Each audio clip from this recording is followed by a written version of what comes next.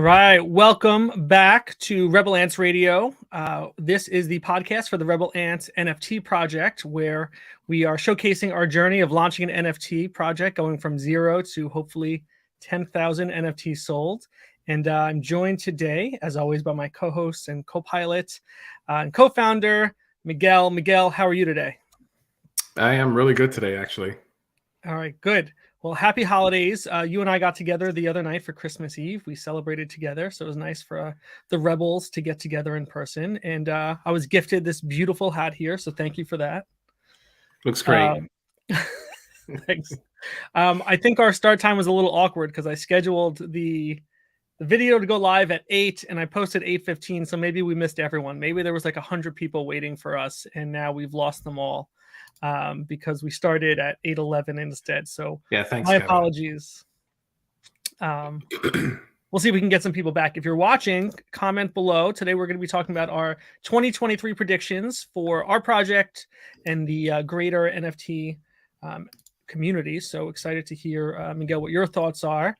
And before we do that, let's just remind everyone you can head over to rebelants.io and mint your Rebel Ant, minting now for 0.05 ETH.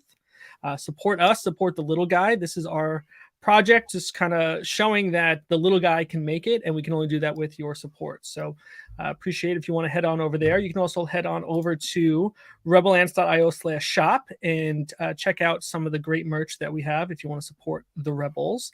And then you definitely want to head over to rebelants.io/gift if you were an early minter, so you can redeem your physical gift box that'll be mailed to you. So the only way we can mail it to you is if you give us your address, and we will send it to you in person. Miguel, when will those be going out?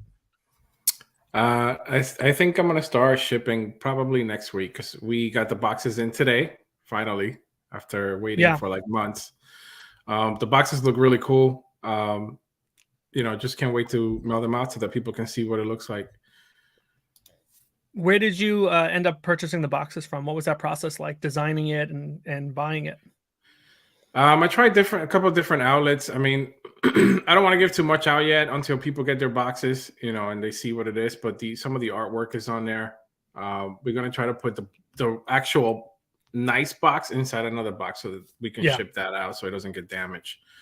Yeah. But some cool stuff is going out. Basically, I tried a couple different outlets, trying to see what the artwork looks like on those places. Like there's a couple of companies that do like 3D stuff that, they have like a little platform on it that you can put in your artwork and see how it looks. So I didn't like a couple of them. That's why it took so long. But we finally settled on one, and it came in today, finally. Yeah, very nice. Yeah, I got a glimpse of it over the screen. It looks really awesome. So I want one. So you're just going to have to send me one. I don't even want you to bring it to me in person. I want it mailed to my address. All right. First of all, I want to tell you that I'm extremely scarred from that game we were playing. What was the name of it? Cards Against Humanity. Jesus Christ. I'm scarred for life. Not a kid-friendly game at all, but always funny. Always funny. And it's very funny. I had a lot of fun. Yeah. Keep the kids out of the room for sure. You had just said 3D. It reminded me that you had posted on Twitter as well that you were messing around with some 3D art for the ants. Can you give us some more insight into that? What are you doing? What are you working on? I started dabbing into 3D art just to learn how it is and how difficult it's going to be to actually learn it. And I dabble into Blender, and I really like that program. So I'm starting to get the hang of it. It's really hard to do 3D art because you're basically playing, but on an iPad. You know what I mean? So it's pretty difficult, but I think I'm going to keep dabbing into Blender and trying to learn as much as I can from it. I was able to get a couple of things going on there, but I'm starting to learn like what each tool is for and what it does. I just got to play around with it more. It's going to take me some time, but at the end of the day, what I really want to do is I want to try to get some 3D ants out. Obviously just to see how it looks, because at the end of the day, we want to do some animation. So I want to see if maybe we could do some 3D animation instead of 2D. So, we'll see what that looks like in the future. Yeah, I dig it. Something else we worked on this week was the thumbnail for the YouTube stream. So this stream, we made a thumbnail just so it looks a little different than the holding screen.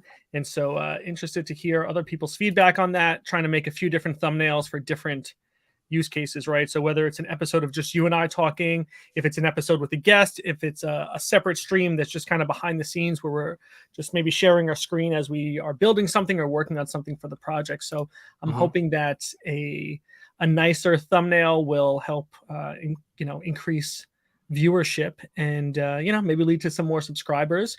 We are stuck at 54 subscribers, so if you are watching this and you're not subscribed, please head over to YouTube if you're not already watching it there and subscribe to our channel. It's at Rebel Ants Radio, and you can stay up to date on all of our streams whenever we go live, whether it's 8, 8:11, or 8:15. You are invited to join us there. Yeah, I mean, I like the thumbnail. I thought it was pretty cool. Yeah, thank you. I was scrolling through Canva looking for inspiration, and then really just decided I needed to make my own one, do it ourselves because we're the rebels. That's what we do, right? By the way, you sound great. You sound great with the new mic. Yes, new mic. So I'm working on a Yeti X. Boom, there we go. Before I had no microphone other than the built-in one on my computer. So hopefully this sounds even better. Maybe this is what we needed to get to 10,000. We needed just some better audio. Maybe that's what it was. Maybe we're ready to moon. I don't know. Maybe this is it. This is the trigger for us. We'll see what happens. And you got your Nano for Christmas. I have a Ledger Nano now, so it's gonna be a lot harder to steal my NFTs and my cryptos, unless you break into my house. But I think we'll be okay. But I feel a little better having the Nano. I haven't done anything with it yet, so I gotta get it set up and move all my stuff off so that my kids can have some inheritance when I pass away one day. I think I just have to make sure they know how to, get into the ledger. Just make sure that you write your code somewhere. Yeah, I'll just post it on Twitter. That way it's there forever, right? That way I always know. Or you can text it to me. Just text it to me. I'll send you a screenshot, post it outside the house. It's gonna be great. This way I never forget where it is. Exactly. All right, what else we got going on? So our regular proof of attendance protocol, we are going to throw that up now. So if you're watching, head over to rebelants.io/proof, enter the word holidays there, and you can earn a free Rebel Ant airdrop to you if you are the first 3 to enter within the 24 hours of the show airing. And we cleared out the prior entries, so we will not have the same issues as last week. We are learning as we go here, so everyone is welcome to sign up there and drop the word holidays under the proof website, and we will get you a Rebel Ant. So thanks for watching. Yeah, and last week we airdropped everybody that was on the list. Yeah, very generous of you. Happy holidays to everyone. I think we had 5 or 6 people put their names in, and we gave it to all of them. So excited to spread out the ownership of the Rebel Ants. Yeah, I think as of right now, we're at 20 owners. I mean, hopefully it grows a little bit more, but as of right now, I think it says 20 or 21. I don't remember exactly. Yeah, so we've got a long way to go, but we're in it for the long haul. This is our 10th episode in a row, so I feel pretty good about that. I think I said to you, maybe I'll invest in a mic or something after we do at least 10 episodes, but we've done 10 episodes straight, so I think that's pretty cool. Here we are with a new mic. That's right. We got the new mic and another setup behind me, and maybe we'll keep changing the setup as we go, but just want it to be perfect for our audience here, right? We just want the best experience possible for our viewers. Yeah. Do you like my Mario in the background? I'm sorry? Do you like my Mario in the background? I see the Mario. He's running. He's not making much progress. He's running. Yes, he does look good. I'm going to try and play around with my lights to mimic what you've got there with the ceiling lights, even though I guess in this shot you don't see much of my ceiling, but you'll see the glow at least. So I'll work on that this week and kind of mess around with that. This week we said we would talk about just some predictions as we go into the new year, and that was the wrong thing to turn off there. Sorry. So let's get into it. What are some predictions, Miguel? Maybe they're not hot takes, maybe they're not unpopular opinions, but what do you see for 2023? Anything that you're anticipating or expecting to happen? Animation, lots of it. I think I spoke about this a couple of times in a couple of podcasts before, but I think animation is going to be really heavy in 2023 based on NFTs. So, I know that Pudgies is doing theirs. Right. The Apes are doing theirs. There's a couple of other projects out there that are doing animation too. So I think it's going to be really heavy. I'm just waiting for the day that Netflix goes, all right, let's use some NFTs for animation. You know what I mean? Hopefully it's Rebel Ants, but We'll see what Yeah, happens. that would be great. But I think animations are going to be really heavy for 2023 for sure. Yeah, I think given the nature of the more popular projects of, PFPs or these drawings of animals or creatures, it's really an easy platform to take from, even if you're taking from multiple, right? I think Robotos Yeah. was recently included in a project that was taking over multiple NFT projects across the board and just kind of picking from each of them. And especially if those projects are giving away the IP rights to the NFT, then all you need to do as Netflix Studio is go buy a couple of those, and now you own it. You don't even need to pay anything else, no royalties or anything. You just own that NFT, and you can make all the projects you want with that, all the offshoots. Yeah, I think that's going to be really big. I mean, if you really think about what you're saying, like, they don't have to pay anybody anything besides the artists that they're using to create the animation. But yeah, like, there's no royalties. There's not, anything crazy going on. But I really think that it's going to be really heavy. We'll see what happens. The other thing I'm thinking is that I think more brands in 2023 are going to be pushing NFTs adoption, like 110%. Yeah, absolutely. I know Starbucks recently launched their, I think it's called the Odyssey NFT for their loyalty program. And, if they can make that work and it gains traction, that of course people are going to follow behind that. They were one of the first into the mobile payment games, and, they're leading the way now on NFTs. And I think it obviously makes sense. It's where the trend is going, where the culture is going. So if they can make it work, I think we'll see it in other big brands as well. But I agree with you. It'll be loyalty programs and a lot more commercialized companies using it. Yeah, I think that, I'm kind of in the fence with that because, those big projects, like those big brands, they're just paying someone to do art. Like, there's no real feeling behind it. You know what I mean? As opposed to like the little artists that we've been talking to, like there's a lot of background there, a lot of like soul in there, in that art. Yeah, there's some real commitment there. My worry also is that, maybe a company says, all right, let's get into the NFT game. We launch a loyalty program, we launch a whatever, and then they don't see the returns on it that they want. They'll just cancel it, and it'll just not look good for the use case of NFTs, right? If they don't get quick returns on it, someone's going to look at that and say, hey, that wasn't worth the money. It wasn't worth the team that we had putting that together. Yeah.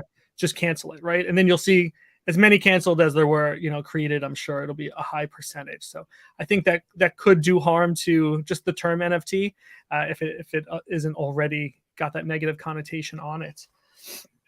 One of the things I was thinking for next year in terms of commercializing NFTs was more of maybe some of the behind the scene things for commercial products, right? So especially when it comes to like supply chains and shipping, there's been a lot of use case or positive use cases for NFTs having more real-time tracking and access to information for where any items are around the world. I think that is something that's already happening that we'll see more of, more companies realizing just the power of blockchain technology, and then maybe integrating that next level of what an NFT does.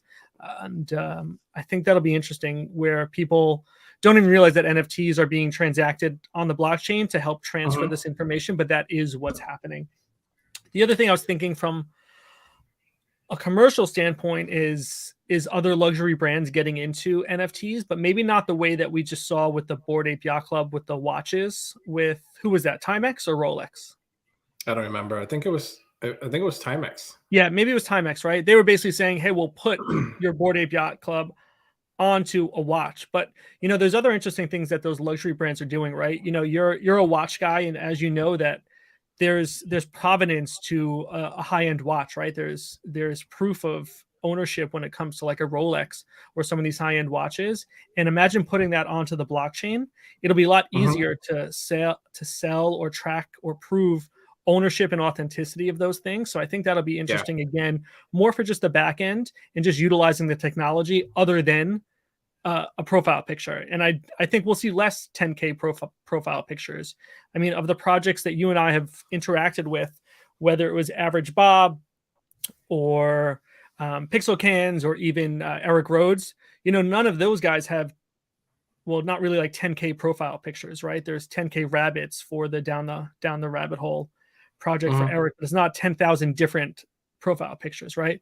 Average Bob was not 10,000, I don't think, and Pixel Cans wasn't 10,000. So I think we'll see less of the 10,000. Maybe you and I were riding the end of that wave as we started this project in August.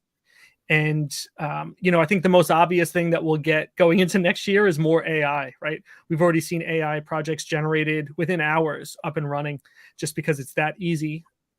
If you have the right skill set, it's that easy to create the art. And I think we will just see more of it, more uses of AI instead of an actual artist doing the work, for better or worse.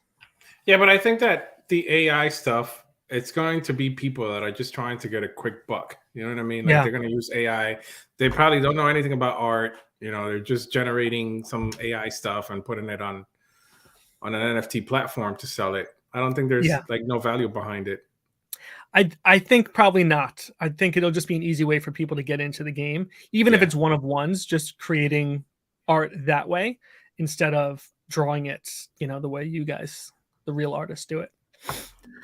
Yeah, I mean, and back to me telling you that I was on the fence with the brands. Like, if they use real artists, like people that, like, for example, me and you are talking to or interviewing or becoming friends with, like, if they use those people, then great.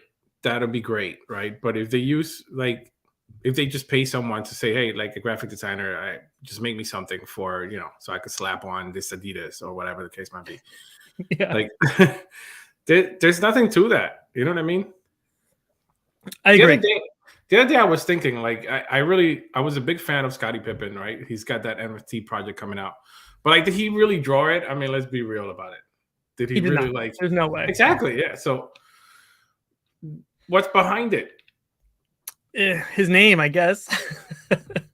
That's it. Yeah. I just feel like there's a line there. You know what I mean?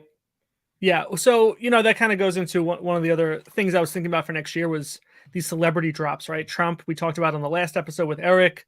Obviously, big news. He dropped this NFT project. It looked like a joke. It was clearly just ripoffs of other art that's already been drawn, even ripoff of like Amazon listings. But it worked for him, right? He got $4.5 million at least off of that drop. And of course, his name is very well known. He obviously has some very dedicated followers. He won an election a couple of years ago. So, there's no doubt that he has some star power behind his name. But I think other celebrities will look at that and say, oh, well, I could do that too, right? So I think we'll see more celebrities just trying to get into it to drop a project.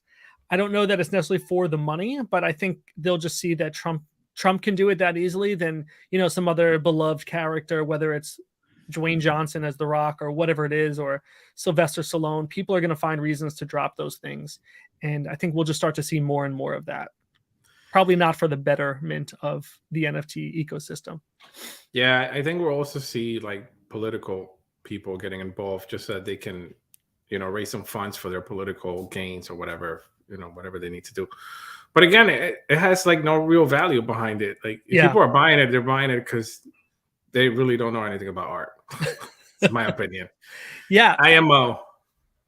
Yeah, I feel that. And maybe this will push some creative ideas on use cases and utility for NFTs, right? Like we've seen Gary V's, they've got the restaurant. I don't remember the name of that restaurant, the Flying something, but they've got a restaurant where you need to hold the NFT in order to go eat at that restaurant, right? So I could see more things in that regard, more things related to in real life functions or events or rallies or parties, right? Maybe there's an election party and the night of the results coming out, you're allowed to attend the event because you're a holder of that NFT, right?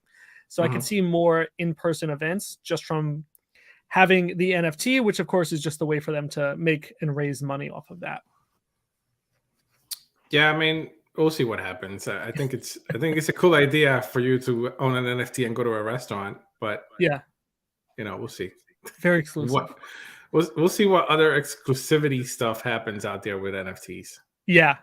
All right. What are your predictions for us? What does 2023 look like for the Rebel Ants? Assuming we hit our roadmap, right? What does 2023 look like for us? It's a good question. It's a great question. I'm like we've said from the beginning, like we're not looking to like make $100 million or like really push to sell the NFTs. That will be cool to do.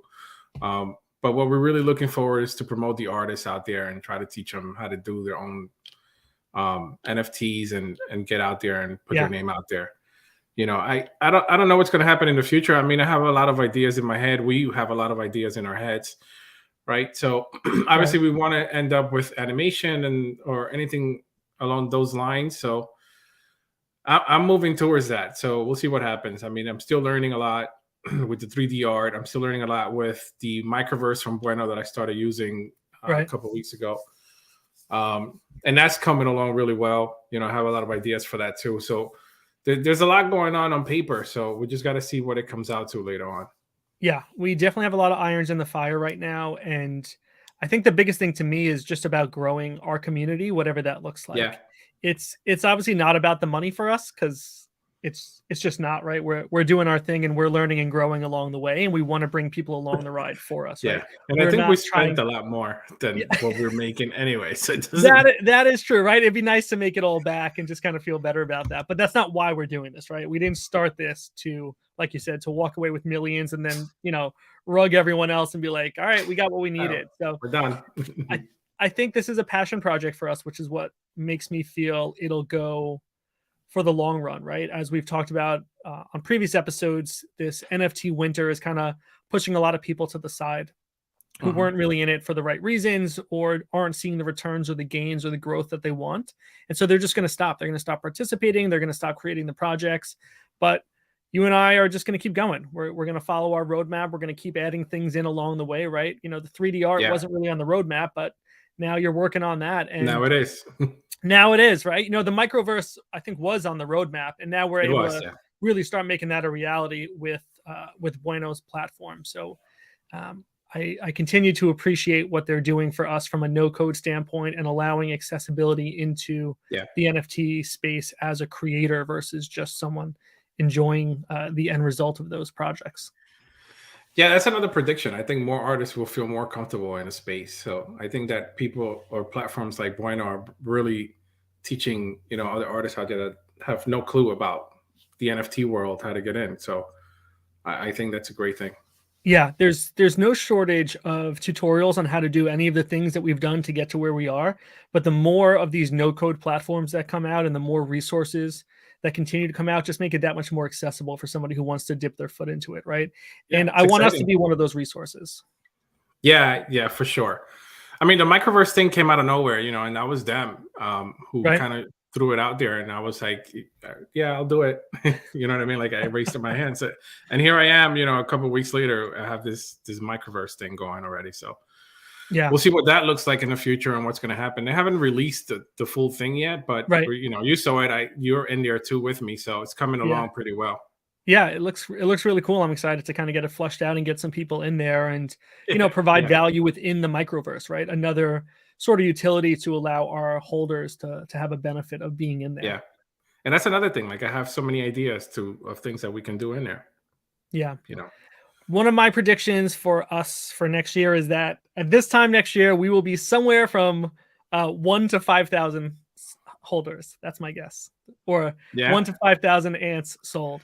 I have a feeling something will happen to help give us a pop. And maybe that's, our impending interview with Bueno, whenever that may be. So we'll hound them after the holidays to be like, hey, put us on the calendar. Don't forget about us. But I think that'll help, right? I think any of that exposure will help. And I think as we continue to get guests on the podcast or on the show here, that'll really help expand our network too, in just building the credibility and wanting people to participate in what we're doing. Yeah, I agree 100%. I mean, the whole point is to just reach out to more artists. Twitter's a really big platform for that. Discord, obviously we have a lot more to learn with Discord. Yeah. But I think that we have the engagement on Twitter. So I think between the last couple of days, we lost a ton of followers and then we gained them all back in like one day. I saw. It's just so weird, but I know. But yeah, we're just going to keep going. The more the better, right? We want people to come along. Yeah. And I think we're doing the right things. Of course, we could always do more, but this is on top of our lives, our full-time jobs and our families. So we're cranking out as much as we can during this time. I also think, well, what I'd like to do is continue to enhance our streams. So I'm using StreamYard right now to host our video shows here, but I don't love StreamYard. I've given them a lot of feedback on things I wish they would change, but they're moving in their own direction. They're very engaged with their community, and I love that. But I just have a feeling there's some other platforms that are better for us. So I will continue to explore those other platforms and just try and flush out this production so that it feels a lot better for you, me, our guests, and especially our viewers. So looks like we have a couple more viewers now. So what do you think the problem is? Say hi. Huh? What do you think the problem is with StreamYard? Oof. So some of the things, these are really small things. Look, they let us do everything you see here, which is great, right? Especially because it's browser based. I love that. The one that I'm kind of looking at is Ecamm Live, which is not browser based, and it makes it a little bit harder to log in anywhere and do this. But some of the issues I have with StreamYard are, I can't do a video overlay on top of what we're looking at here. We have an image overlay, which is the background you see where it says Rebel Ants Radio and the background behind it and some of the text. But I would love to have a video overlay without disrupting this that shows, hey, don't forget to subscribe to our YouTube channel, right? You'll see that on a lot of YouTube channels, like a little video slides up, shows a mouse clicking on a button and then goes away. You can't actually do that with StreamYard right now because a video overlay will just take out what you're looking at now and replace it with the video. I would love for it to just kind of happen while we're streaming and help promote that way. There's some other little things where you can't chain up commands for hotkeys. So there are hotkeys, but you can't do multiple things with one hotkey. So for example, I can't take off this overlay and put on a banner at the same time. I have to click, click, click, and it keeps me not focused on the stream, right? I'd rather just stay focused on the stream and do one keyboard command and have 2, 3, 4 things happening. So looks like we're up to 6 viewers now. Feel free to say hi, drop a comment below. Let us know any of your predictions for 2023 when it comes to NFTs. Would love to hear from you all. And yeah, those are some of my gripes about StreamYard. Another little one that I sent them in a support ticket message was, as we're recording, I have a timer at the top left where it says how long we've been live for. I don't know if you can see that too, Miguel. It's a red box. It says live, 27 minutes and 53 seconds. That box, it changes shapes depending on the digit that is in there, right? So an 8 is the widest number and a 1 is the slimmest number. And so that box is constantly bouncing around in size, going up and down, up and down, up and down. And that's also where the viewership count is. So every time that changes up there, it makes me think there's a change in our viewership. So I'm constantly looking up to that corner instead of, again, just focusing on the stream. And it's just a thing where they didn't account for the shifting size of digits with the padding around the box. It seems like a really dumb thing, but it's just very distracting every episode that every time the number changes to an 8 or a 1, the box size is shifting. And so, I don't care. I'm allowed to be picky. I'm a paying customer. So. I haven't even noticed that red box until you just mentioned it.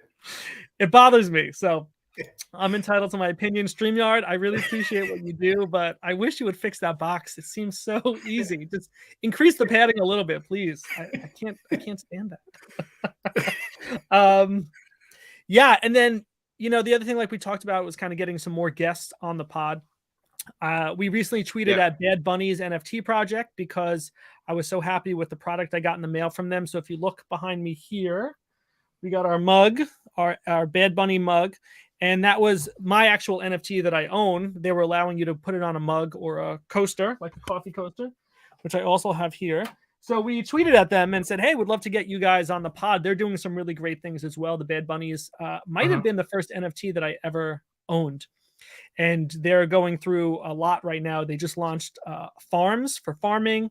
They launched a alpha for the trading card, for the digital trading card, and they also have a physical trading card. So I'd love to get them on here and just kind of learn from them about how they were actually able to execute on so many of these things, besides having really cool art. So if you are listening, please go find that tweet that we posted and retweet it. Tell them you want to see them on our show because we'd love to have them. And yeah, maybe I'm a little bit of a fanboy, but I think it'd be really cool to talk to them. Yeah, that'll be cool. I mean, it looks like they're having some really good planning there of what's coming ahead. So I wanted to tell you too, I know me and you keep going back and forth on having our own website, but that was a really cool idea what you just mentioned that they did, that you're able to give them your NFT and they're able to put it or merchandise, which is what I think we've talked about a couple of times doing, but we don't know yet exactly how to go about doing that, right? So Yeah. I want us to get there. Even Gina mentioned, how can somebody put their art on a shirt?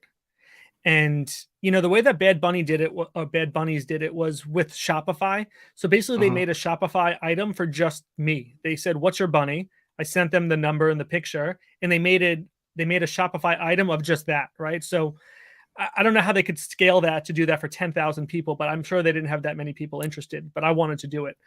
So I guess we could always go that route. Gina brought up, like, how do you prove that they own that NFT? NFT, yeah. Yeah, so I was thinking, again, how do we use Bueno forms to do that, right? So with Bueno, we could validate wallet addresses. So we'd have to tell somebody like a specific code to put in so that they can go onto the Bueno form after validating their address and then put that code in. Because really, I could just look at any image and see who owns that, right? So I could find out who the wallet holder is and then just tell you, hey, this is my wallet, so I'm clearly the owner. But we would need some other way to validate that. And with our website through Webflow or even Shopify, I don't think there's any sort of validation of the art at this point. So something with the Bueno forms, I feel like, is the key to that. It's an extra step, but that's the extra step I did with the Bad Bunnies as well. Was I had to have a private message conversation with them and say, hey, this is my item. I want to buy it. And then they sent me the link back for Shopify. I wrote them back saying, hey, I placed the order so they could take the item down. So I think there's a way there. I just don't exactly know what it is yet, but we'll figure it out. Well, I think Bueno forms, you're able to verify it if they own the NFT. Because I think I might have seen that on there. So we might be able to do that. Yeah, let's play around. Let's test that out. The problem is that I think we need to create another website for the marketplace, right? Instead of using, for the marketplace. Yeah, instead of using what we're using now, have our own website. The problem is that we will have to link it to the original website. So do you mean for the merch? For the merch, yeah. Yeah, because we're using Bonfire right now. And is there a monthly cost for Bonfire? Remind me. There's not a monthly cost, but you have to pay them for everything that's purchased. Yeah, so, I mean, to do it through Webflow, you pay with your hosting, but we're already paying some portion of that for hosting the website, right? So we'd have to just kind of up it to the e-commerce plan, and then it's kind of just baked into it. And there's still a percentage paid to Webflow, but it might be less than Bonfire. So I want to get that figured out before the end of the year because Webflow's pricing is going up next year, and I want us to lock into the lower pricing if we're gonna upgrade that plan. Do it. So yeah. I should know more this week, and then we can kind of build out. I've also never built an e-commerce website on Webflow, so I want to get to do that. I've done a Shopify store, but I want to learn how to do it on Webflow because that's. If I could learn 3D art, you're gonna learn this thing. There you go. That's right. Good. All right. What did we miss? Any other predictions we missed? No. What do you think about other NFT projects out there? Like, who do you think is going to come out on top next year? Any ideas? A good question. Yeah. I don't know that I'm staying too much up to date on some of the newer projects, but what I can tell you is the projects that I hold seem like they're doing things now, which is really interesting, right? Like I just mentioned, Bad Bunnies is coming out with their alpha testing for their card game. I shared with you that the Bubblegum Kids project just sent out their comic books in real life, the physical comic book. I got that last week, so that was really cool. And they're launching a gum brand, right? So like they're doing things. Bad Bunnies is doing things. Robotos, they're working on their TV show with Time Magazine, so they're doing things. And I also hold another project called Calvaria. And they seem to have gone quiet for a while, but now they're actually launching their alpha test in Q1 as well. So I feel like a lot of things are happening, at least with the projects I hold. I also hold some projects that don't do anything because they're like just dead. So I don't know. I feel good about the ones that I'm holding. I'm excited to kind of see where they go, but I don't know too much about some of the other ones. I mean, you're a holder of some of the bigger projects, right? Like, and it'll be interesting. Like, what do you think is going to happen with some of the projects you hold? Animation, baby, you know it. Yeah. Definitely animation coming your way, I can tell. Yeah, I think Bored Ape is going to come out with the animation this year coming up. Yeah, I don't know. I wanted the other day. I was very close of getting a Pudgy Penguin, and then I was like, you know what? Nah, let me stop because if I start with Pudgies, I'm going to keep buying Pudgies. Yeah, I just think back to, early 2021 or was it? Yeah, somewhere around there, somewhere around 2021, where it's like every time I'd look at one, I'd be like, oh, should I get one? Nah, the price is too high. And then the price would double, and then the price would double again. It's like, oh, I really should have just gotten in when I first looked at it, right? So Yeah. it's easy So to have Aston, that FOMO. did I tell you that Aston Martin is also releasing a line of NFTs? They are. Is this in coordination with their F1 or just separately for Aston No, Martin? this is separate. Oh, yeah. Yeah, this is separate. So I'm telling you, there's a lot of luxury brands that are gonna launch their own thing. But again, like if it would be cool if they would partner with NFT artists out there, like the little guys. You know what I mean? Us. There you go. That's right. Support the little guys. Yeah, I mean, you got to head over to rebelants.io and mint one of these bad boys. Support the little guys there. All right, good. What did we miss? Not much. What is that comment there? Hat looks good, Kev. Nice. Oh, this yeah. hat does look good. Yeah, it does look good. Yeah, it's beautiful. Got an ant right here. I'm turning the wrong way here. Got an ant here. I'm feeling it. My kid has been wearing his hat all day. He said it's his favorite beanie. He hasn't taken it off since Christmas. This is the other reason too, where we got to have our own marketplace because we could do so much more. Like the hats, the gloves, the purses. Like the purses came out. We gave a few out, but there's a lot more coming. So I want to make sure we have a marketplace to showcase it because Bonfire can do all that, but Bonfire is very limited too. Yeah, good. I love it. Well, having said that, I invite everyone to subscribe to the YouTube channel or subscribe on your podcast player, your favorite app of choice, whether it's iTunes, Google, Spotify, Overcast. Go like us, leave a rating, a review, subscribe to the channel, and lastly, head over to rebelants.io and you'll find links to everything that we've got going on there. And we appreciate you for tuning in this week. We will be back next week, maybe actually on a Sunday, actually at 8:15. And we will see you all then. Happy New Year. Have a safe, happy holidays to everyone else. And we'll talk to you then. Bye, Miguel. Bye-bye. Happy holidays, everybody.